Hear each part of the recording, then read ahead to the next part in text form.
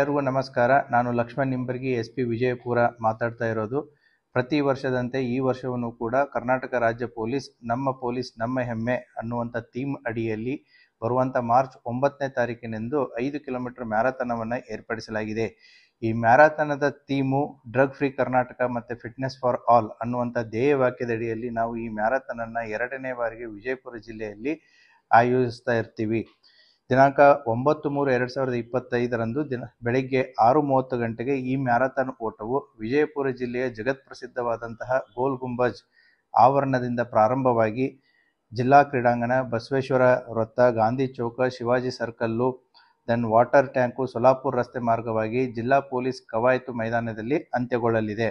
ಈ ಮ್ಯಾರಥಾನದಲ್ಲಿ ಭಾಗವಹಿಸುವಂತಹ ಎಲ್ಲ ಜನರಿಗೂ ವಿವಿಧ ವಿಭಾಗಗಳಲ್ಲಿ ಪ್ರಥಮ, ದ್ವಿತೀಯ, ತೃತೀಯ ಬಹುಮಾನಗಳನ್ನು ಕೊಡಲಾಗುವುದು.